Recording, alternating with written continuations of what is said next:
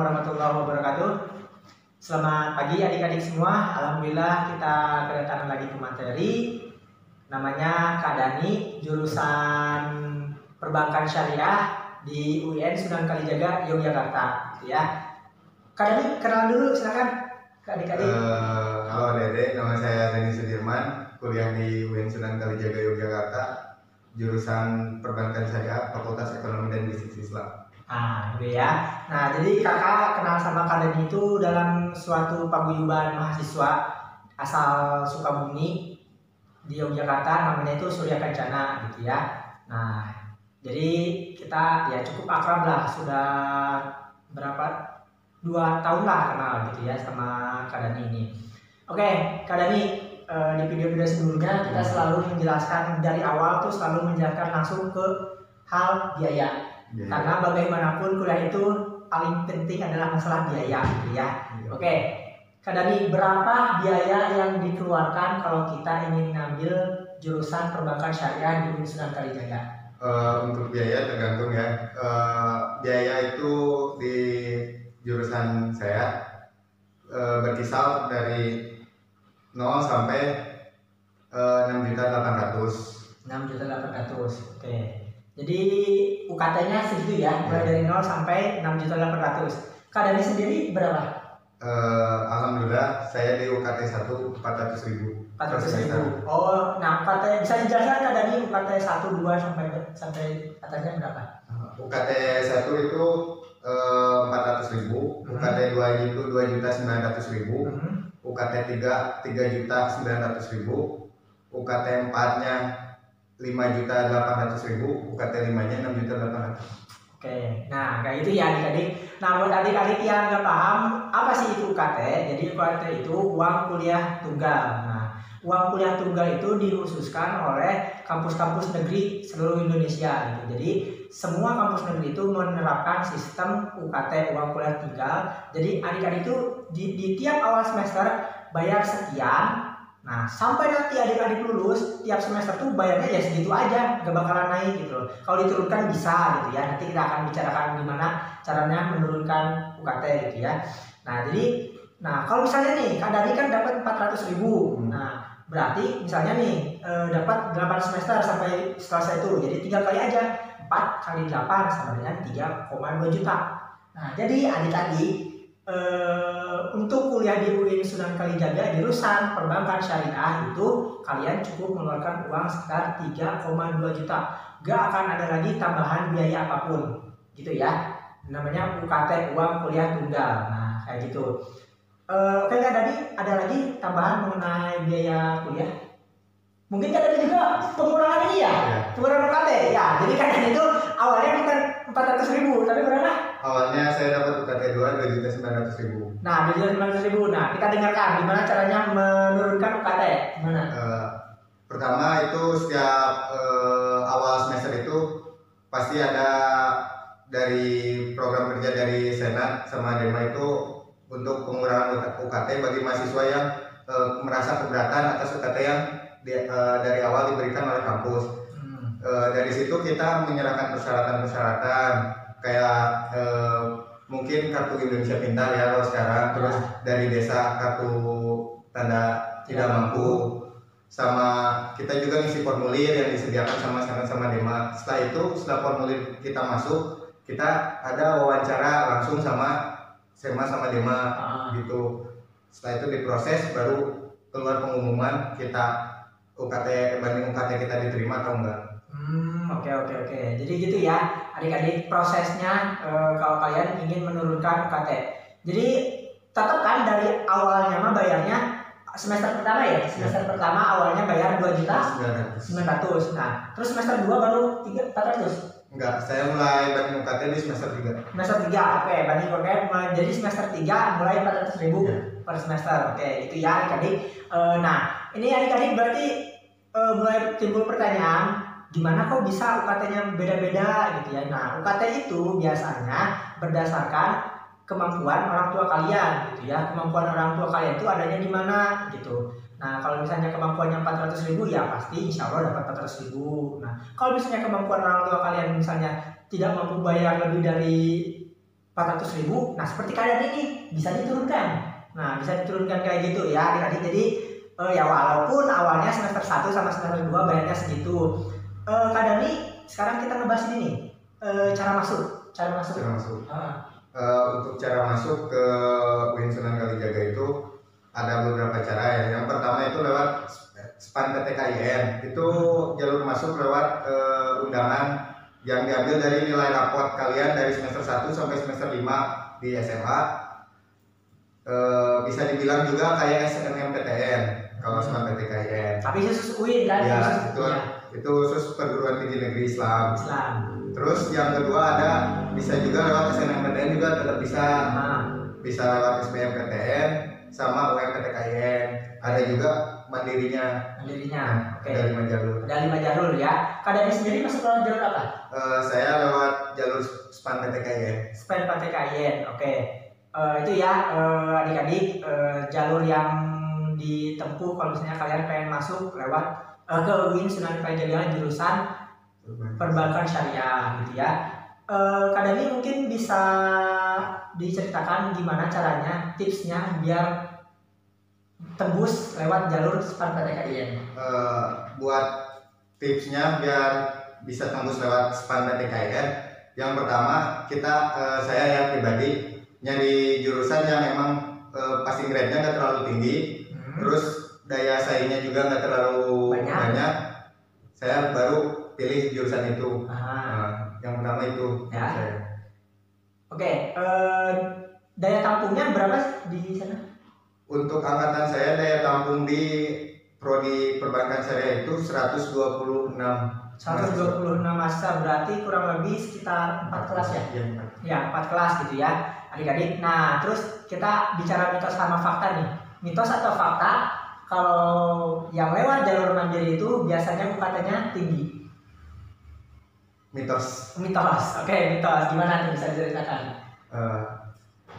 Kenapa saya bilang mitos? Karena banyak teman satu kelas saya, mereka masuk lewat jalur mandiri, tapi UKT-nya standar tinggi. Maksudnya UKT 2? Iya, UKT 2, UKT 3. Oke, siap. Nah, gitu ya adik-adik, masih standar lah ya.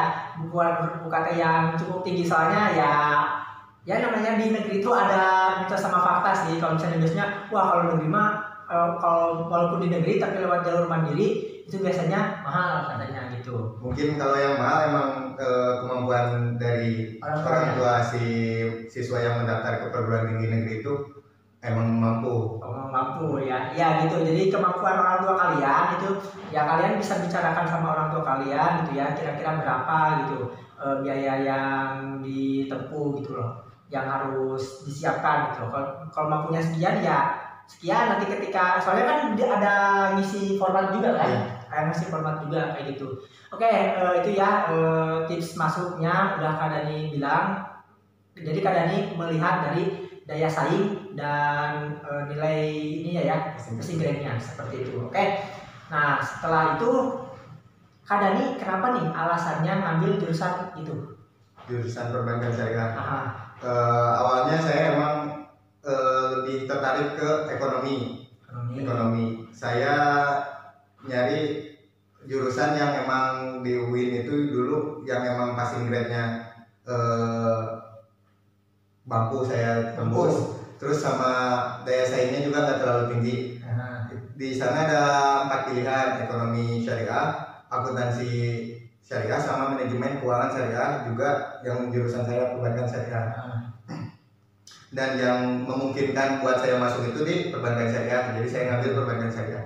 Oh, dari fakultas itu yang memungkinkan. Oh, jadi nah betul, ini termasuk tips juga ya buat adik-adik. Jadi kalau misalnya kalian memilih jurusan itu perhitungkan juga kemampuan kalian gitu. Kayak Kak Dani ini. Jadi Kak Dani udah sadar kemampuannya di mana, dan ketika dia memilih dia dapat gitu. Jangan sampai kalian kemampuan kaliannya di mana, tapi kalian malah memilih yang di atas kemampuan kalian gitu loh. Ya bukan berarti kita nggak boleh berharap ya, cuma hanya saya berharap boleh, tapi lebih baiknya sadar diri juga, ya kan gitu. Oke, itu ya. Jadi Kak Dani memilih jurusan itu karena memang beliau menyadari kemampuan dirinya sendiri, dan alhamdulillah terima gitu ya. Nah terus belajar apa aja sih? selama kuliah? Untuk di UIN ya, terutama di perbankan syariah, kita itu pertama diberi wawasan mengenai ekonomi Islam, dasar-dasar ekonomi Islam. Selanjutnya baru di semester 3, semester 4 baru kita masuk ke yang berkaitan dengan jurusan saya, kayak mulai dari akuntansi perbankan, mulai dari manajemen perbankan syariah, terus ekonomi syariahnya juga lebih ditingkatkan lagi kayak gitu. Oke, nah terus kalau misalnya adik-adik, apa yang perlu adik-adik persiapkan biar keterima dan biar nyaman ketika nanti kuliah? Jadi belajar apa nih? Apa yang perlu persiapan ketika SMA biar enak masuk di jurusan ini tuh? Biar enak di jurusan ini ya, kalian karena ini perbankan syariah, lebih baik kalian itu udah punya dasar. Kayak mulai dari fikih muamalah, terus juga ekonominya juga. Karena kenapa? Kita belajar ekonomi syariah itu dibarengi juga dengan belajar ekonomi konvensional sebagai perbandingan. Oke. Terus? Sama dasar-dasar hukum muamalah. Oke, siap itu ya. Jadi ya namanya kampus Islam gitu kan, apalagi syariah ya harus ditekankan juga gitu ya tentang kesyariahannya gitu. Oke, itu ya. Jadi adik-adik tuh harus belajar itu. Mungkin buat bagi yang di kelasnya madrasah mungkin ya lebih paham ya gitu ya. Cuma ya bagi kalian yang sekolahnya umum biasa gitu ya kalian juga masih tetap bisa belajar lah tentang hal ini.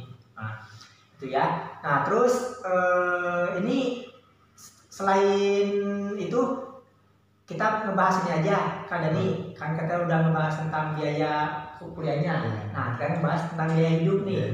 Biaya hidup gimana? Biaya hidupnya sama kos juga bisa disebutkan.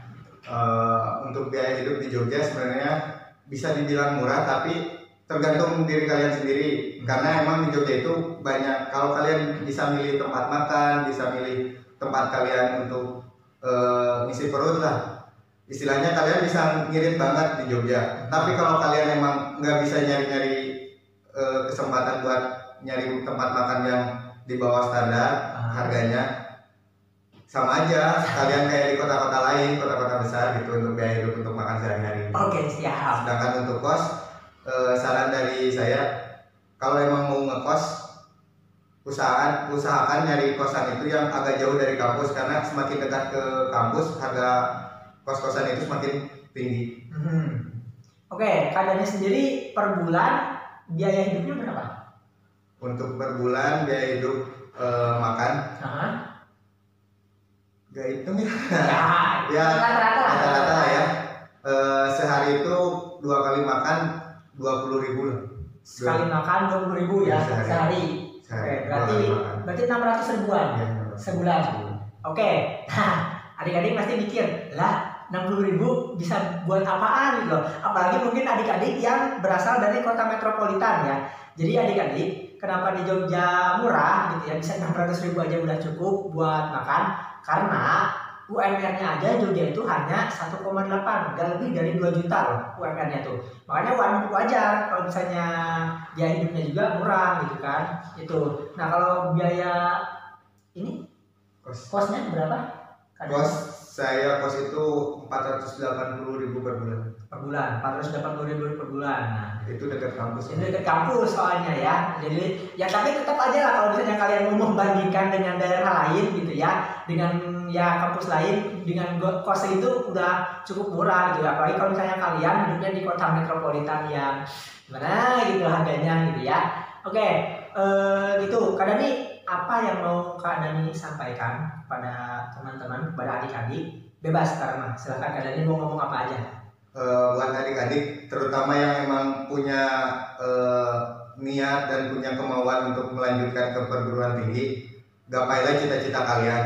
Dan ingat, dimanapun kalian kuliah, dimanapun kalian mengejar pendidikan, satu yang harus diingat, kalian memang benar-benar melaksanakannya dengan baik. Karena apa? Dimanapun kampusnya, jika kalian benar-benar belajar dengan baik, maka kalian akan menjadi orang yang terbaik. Udah? Mantap. Itu ya. Jadi kata Dani seperti itu, kalian tetap menjadi yang terbaik dalam belajar juga gitu ya. Jadi oke, adik-adik, kita tadi review dulu. Kita udah ngebahas tentang biaya kuliah, biaya biaya makan, biaya tempat tinggal, cara masuk, terus belajarnya apa aja, yang dipersiapkan sama kalian harus apa aja. Terus, nah ini kita lupa ngebahas nih satu lagi. Kita ngebahas tentang beasiswa. Nah, beasiswa ketinggalan nih. Gimana tuh beasiswa? Untuk di UIN beasiswa itu ada banyak ya. Yang pertama beasiswa bidik misi, tetapi berbeda dengan PTN negeri non Islam atau yang umum ya. Yang umum PTN negeri yang umum itu biasanya dari awal kita udah daftar bidik misi. Sedangkan untuk di UIN itu bidik misi itu kita daftar setelah 3 bulan masuk di UIN baru bisa daftar bidik misi.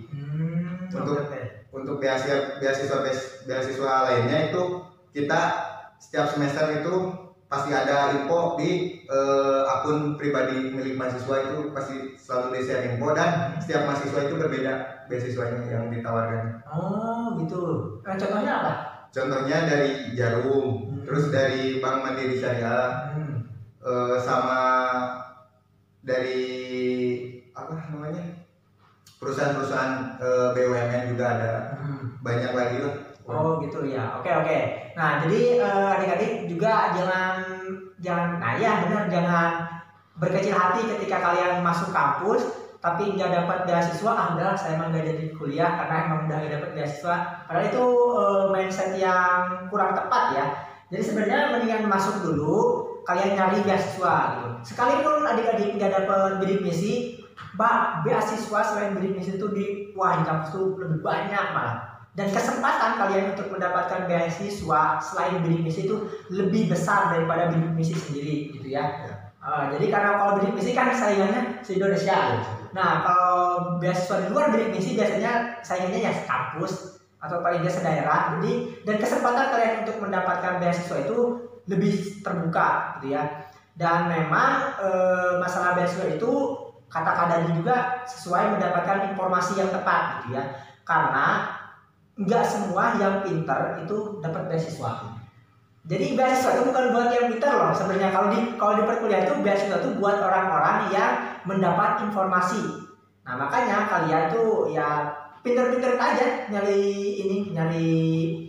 informasi gitu ya. Oke, gitu ya adik-adik. Rasanya udah ngebahas semuanya nih. Ada yang kurang nggak? Yang mau disampaikan? Udah cukup.